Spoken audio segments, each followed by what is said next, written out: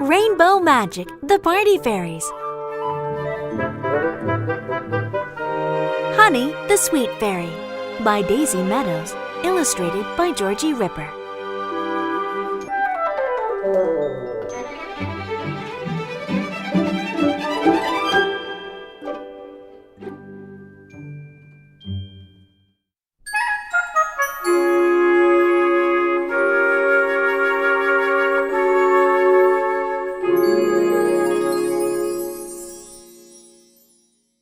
A trip to the sweet shop. It was a lovely sunny day, and Mr. and Mrs. Tate had set lunch outside in the garden. As Kirsty and her best friend, Rachel Walker, sat down to eat, Mrs. Tate suddenly groaned aloud. "I knew there was something else I meant to get from the shops this morning," she cried. "Grand's toffees! I promised I'd take her some this evening, and I completely forgot to buy them." Kirsty put down her sandwich. "Don't worry, Mom. We'll go to Mrs. Twist's sweet shop after lunch for you," she suggested. She glanced at Rachel. "What do you think?" "Sure," Rachel said. "I've always got time to go to the sweet shop." The two girls smiled at each other. Rachel was staying with the Tates for a whole week. She and Kirsty had met one summer holiday, and they had been good friends ever since. Somehow, whenever the pair of them got together, they always seemed to have the most wonderful adventures, fairy adventures. "That reminds me," Mr. Tate said. "I saw in the local newspaper that Mrs. Twist is retiring. Her daughter's taking over the sweet shop from tomorrow. As this is her last day, Mrs. Twist is throwing a party for all her customers." He winked at Kirsty and Rachel. "I read something about there being plenty of free sweets up for the grabs, too." Kirsty nudged Rachel at once. "Sweets and a party," she repeated. "How exciting!" "We love parties," Rachel agreed with a grin. The two friends shared a secret. They had been busy all week helping the party fairies of Fairyland. The fairies were preparing a surprise celebration for the Fairy King and Queen's 1000th Jubilee, but wicked Jack Frost had plans for his own rival party. All week he'd been sending his goblins into the human world to disrupt people's parties. Then, whenever a party fairy zoomed in to save the day, a goblin would try to snatch her magical party bag and take it to Jack Frost. Kirsty and Rachel had been helping the party fairies outwit the goblins, but they knew their work wasn't over yet. Not if Jack Frost had anything to do with it. After lunch, Mrs. Tate gave the girls some money for the toffees, and they set out for the sweet shop. As they turned into the high street, they saw that a few children were already clustered outside Mrs. Twist's shop. But as they drew nearer, Kirsty and Rachel realized that something was wrong. A boy was pulling a face as he licked a lollipop, and one little girl started to cry. "These sweeties taste funny," she wailed. Kirsty and Rachel went into the shop wondering what was going on. The tiny shop looked very festive. Colorful balloons hung from the ceiling, and party streamers were twined around the big jars of sweets that lined the shelves. Mrs. Twist stood behind the counter as usual, but Kirsty noticed at once that she didn't look her normal, cheerful self. "Hello, Mrs. Twist," Kirsty called. "Is everything all right?" Mrs. Twist shook her head sadly. "Not really," she replied. "It's my last day, and I was hoping to have a wonderful party, but all my sweets are spoiled."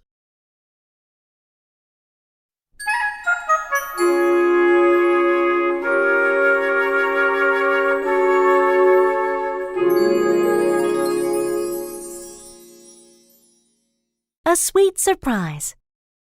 As Kirsty and Rachel looked around, they could see what Mrs. Twist meant. The pineapple chunks that she was trying to shake from their jar had become one big sticky lump. The chocolate bars were soft and soggy as if they'd been lying in the sun, and the sherbet was fizzing so fiercely it made everyone sneeze. Rachel nudged Kirsty. "Look," she said in a low voice, pointing at one of the shelves. Kirsty looked and saw a box of pink sugar mice, all with their paws over their eyes, as if they were scared of something. The jelly babies looked worried, too. They were all holding hands. And to Kirsty's surprise, a group of jelly snakes in a jar were wriggling crossly and actually hissing. She quickly pushed the jar of snakes to the back of the shelf before anyone else noticed. "Something very weird is going on," Rachel whispered as the two friends heard a low grumbling hum start up from a jar of stripy humbugs. Kirsty nodded. It's got to be goblin mischief, she whispered back. Mrs. Twist put down the jar of pineapple cubes and pulled out a tray of chocolates instead. Then she sighed in dismay. Oh, no! What's happened to these? Rachel and Kirsty went over to look. The sweets had all melted on the tray, and right in the middle was a big hollow where something had pressed into the soft chocolate. Rachel nudged Kirsty. She had immediately recognized the shape in the melted chocolate. It was a goblin footprint. The girls exchanged glances, and Kirsty promptly peered down at the floor. If the goblin's got chocolate all over one foot, she muttered to Rachel. He'll have left footprints everywhere, Rachel added in a low voice. Then she pointed down at the floor. Just like those. The girls quietly slipped away from the shop counter to follow the trail of chocolatey footprints. They seemed to lead to a door at the back of the shop. This is the door to Mrs. Twist's stockroom, Kirsty whispered to her friend. We can't just sneak in there without asking. Rachel bit her lip. Well, we can't just say, "Excuse me, Mrs. Twist, but we think there might be a goblin in your stockroom either." We'll crash. Both girls jumped as they heard a loud noise from the other side of the door.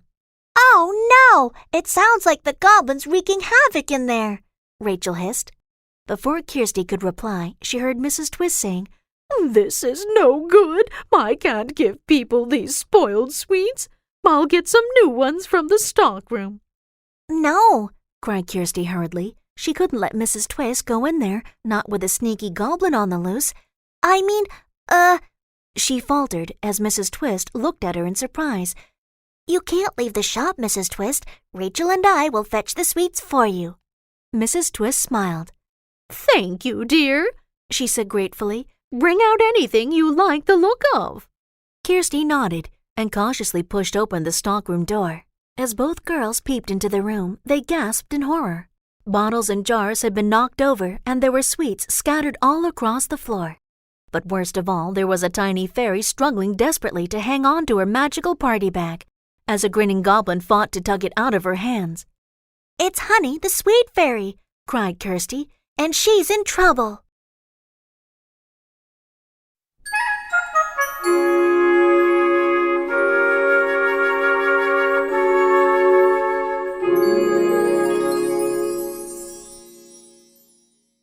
Goblin trouble. Kirsty and Rachel slipped inside the stockroom at once and shut the door behind them. Honey was wearing a pale yellow dress and little sherbet yellow shoes. Her golden brown ponytail swung madly to and fro as she tried to save her party bag. Oh, girls, please help me, she cried as she saw the friends. We certainly will, Rachel called back fiercely. Her gaze fell on a large jar of sweets. Gobstoppers, she exclaimed happily, unscrewing the lid. Over here, Kirsty. Both girls took handfuls of the gobstoppers and began pelting the goblin with the hard, round sweets. Ouch! Yelped the goblin as a gobstopper bounced off his long nose. He threw up his arms to protect his face and let go of the party bag. But he released it so suddenly that Honey shot backwards into one of the shelves. All the breath was knocked out of her and she dropped her precious party bag. Oh, no! Gasped Honey as the shimmering golden fairy dust tumbled out of the bag in a sparkling shower. The girls and Honey rushed to scoop up the tiny sweet-shaped sparkles, but the goblin was already there, grabbing great glittering handfuls. Just what Jack Frost wanted, he gloated, stuffing it into his pockets. Now I've got this fairy dust. His party will be better than ever. Oh, no, it won't, Kirsty shouted, grabbing a striped candy cane from the floor. Rachel did the same, and the two girls started poking the goblin in the ribs with them. Ooh! Tee-hee! The goblin giggled helplessly as the canes tickled him.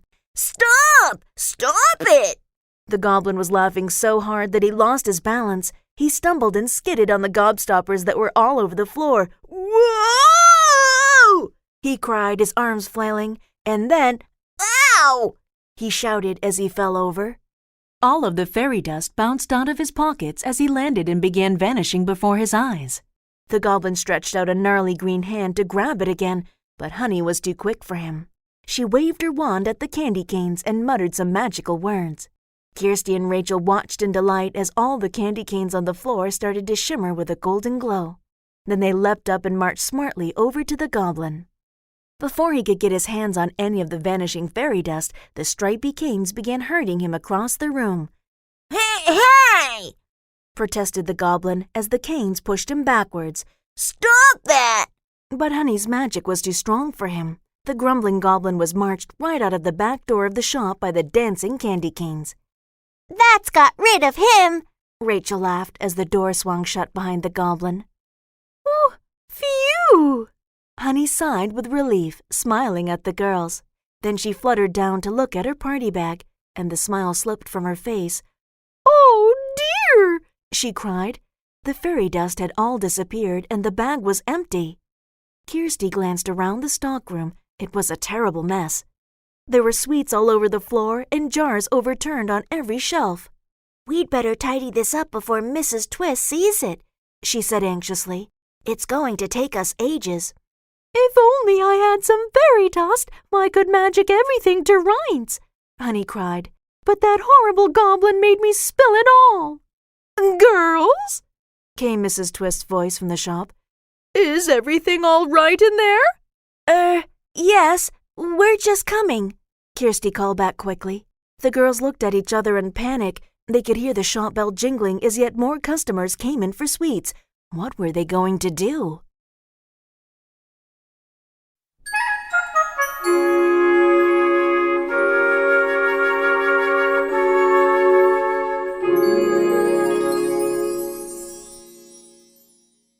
A flying visit. Honey thought fast. We'll have to go to Fairyland and get new sweets, she said. I've made heaps for the Jubilee party. You can have some of those, and I can refill my party bag with fairy dust too. Rachel bit her lip. Do we have time? She asked. Mrs. Twist needs the sweets right now. Don't worry, Honey assured her. Once we've got the new sweets, I'll magic you both back here, and it'll be as if no time has passed at all. Brilliant! Kirsty smiled. What are we waiting for? Honey waved her wand over the girls, and amber sparkles swirled around them. There was a wonderful smell of spun sugar, and the girls felt themselves shrinking. The next thing they knew, they were whizzing through the air very fast. Here we are, came Honey's silvery voice a moment later. Fairyland! Kirsty and Rachel blinked and looked round. They were the same size as Honey now, and best of all, they each had a pair of glittering fairy wings.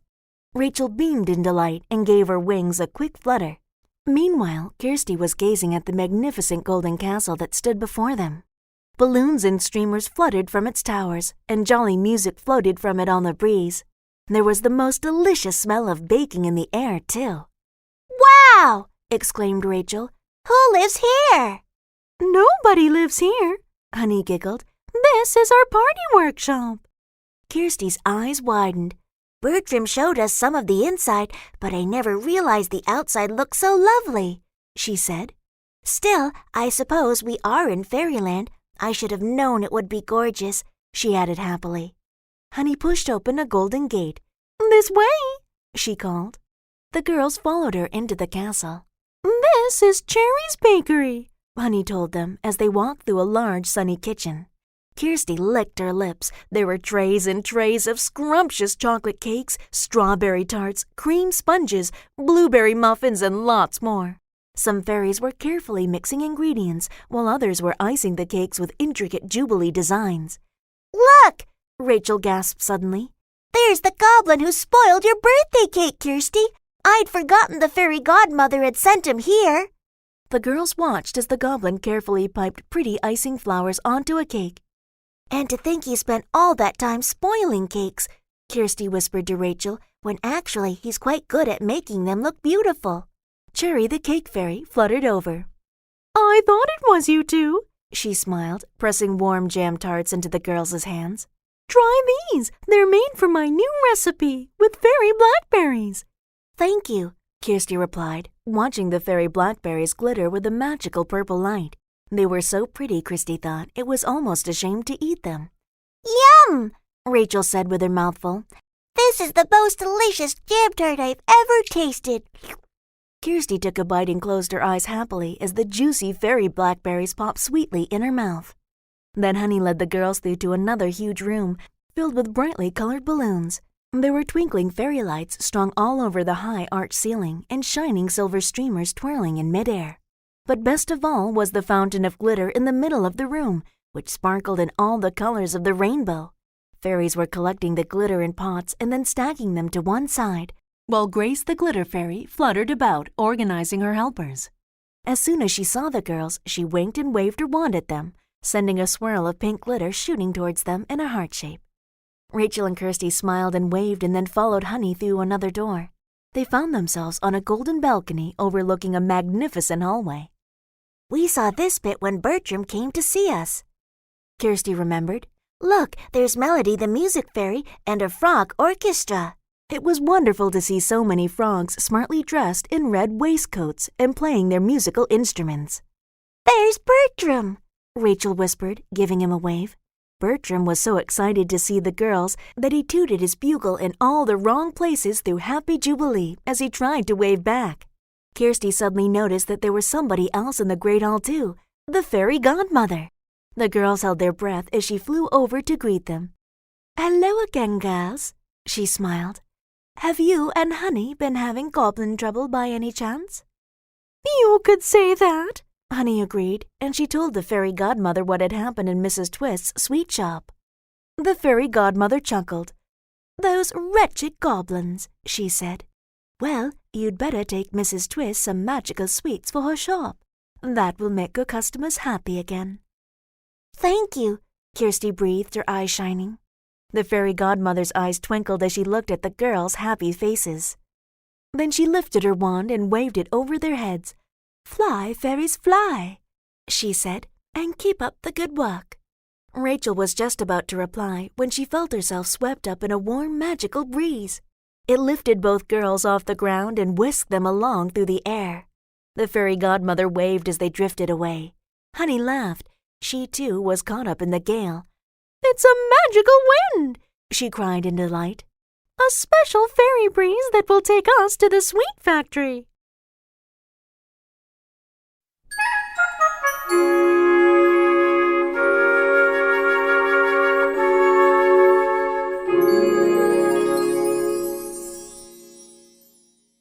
Sweets galore! The breeze whisked them along the balcony and into another room, where the girls recognized Jasmine, the present fairy. She was wrapping up gifts in sparkling paper with long looping ribbons that tied themselves in perfect bows. Rachel turned herself around with her fairy wings so that she could watch Jasmine at work. How do those ribbons do that? She marveled. Jasmine smiled as the breeze took the girls past her. Fairy dust, she replied, sprinkling some over a pretty pink ribbon. Immediately, the ribbon flew towards Rachel and tied itself neatly around her ponytail. Thank you, Rachel called as the breeze swept her on. In the next room, Phoebe the fashion fairy was hard at work, surrounded by rolls of glittering material, boxes of shiny sequins, and rows of sparkling buttons that kept changing shape. There were racks of gowns and outfits in every color imaginable. Phoebe called out a cheery hello, and the shining golden ball gown she was working on lifted an arm and waved too. Kirsty laughed and waved back. This is the most exciting place in the world, she declared. And then she gasped and jumped in surprise as the breeze carried them into a very busy room. Fairies were dashing all over the place, trying to catch a shiny silver parcel with small pink wings that was zooming from ceiling to floor. This is Polly the Party Fun Fairy's room, Honey told the girls as Polly flew over smiling. This is my new game, Pass the Magic Parcel, Polly explained. What fun! Rachel laughed. But Kirsty yelped and ducked because the mischievous parcel had come flying straight at her. She flapped her wings to get out of the way of the giggling fairies in pursuit. Bye, Polly, Honey called, catching Kirsty's hands and pulling her towards a pair of bright red doors. It's my department next, the sweet factory, she announced proudly. The breeze carried the girls and Honey through the doors and out into a sunlit courtyard. Then, just as suddenly as it had appeared, the magical wind died away and the girls were set gently down on the ground again. Honey immediately led them along a path to a small orchard. Kirsty and Rachel stared in wonder. The trees seemed to be sparkling. Sugar frosting, Honey told them with a grin. She broke off a handful of glittering green leaves. Here, try these. Kirsty and Rachel bit into the sugared leaves, which tasted deliciously of lime juice. Yummy! Rachel declared, licking her lips. There are pear drops growing on these trees, Honey said, pointing, and sherbet lemons over there. They all watched as a couple of fairies flew close to the trees, picking the sweets and putting them in golden baskets. Further along, Rachel spotted some other fairies using great lengths of licorice as skipping ropes. What are they doing? Rachel asked. Strength testing, Honey told her, and making sure it's stretchy enough. She smiled. Besides, licorice makes the best skipping rope. You should try it sometime. The next fairy they saw was making bonbons bounce in and out of a huge jar of pink icing sugar. Fluffy pink candy floss flowers grew at her feet, while sugar mice ran about squeaking. Honey filled up her party bag with golden fairy dust for a frothing sherbet fountain. Then she took the girls to her own stockroom. It was piled high with boxes and jars of fairy sweets. Let's see. Fizzy fairies, strawberry sparkles, peppermint pops, chocolate bubbles, Honey murmured, loading boxes into the girls' arms. May we have some toffees too, please? Kirsty asked, suddenly remembering the errand her mom had sent her on. It seemed a long time ago now. Of course, Honey smiled. She waved her wand and a jar of toffees appeared at the top of Kirsty's pile. Fantastic! Rachel beamed. Now, Mrs. Twist is going to have a wonderful leaving party.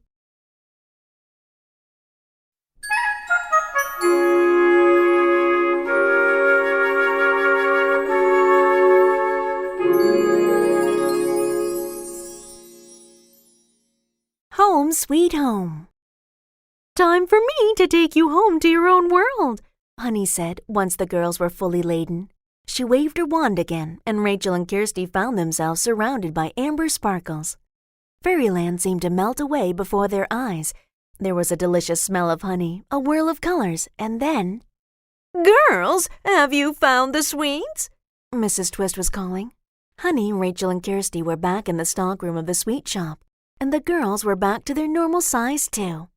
Coming, Kirsty called breathlessly.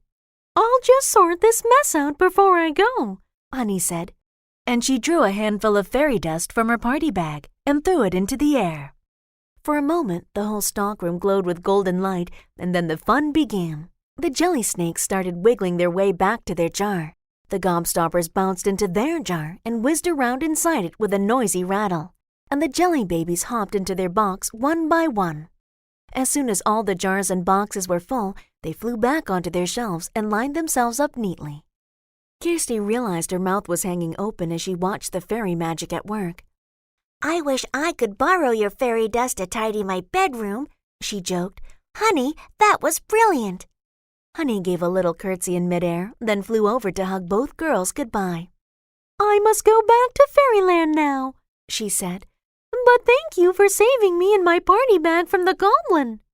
And thank you for all these gorgeous sweets, Rachel replied. We'll see you again at the Jubilee party, Kirsty added. Honey looked serious for a moment. As long as those goblins don't mess everything up, she said. Goodbye. And with a final flourish of her wand and a stream of golden sparkles, she was gone. Kirsty breathed in the smell of honey, which was all that remained of their fairy friend. She hated saying goodbye. Come on, Rachel said, seeing Kirsty's wistful face. Let's take these to Mrs. Twist. The two girls staggered through to the shop with all their Fairyland goodies.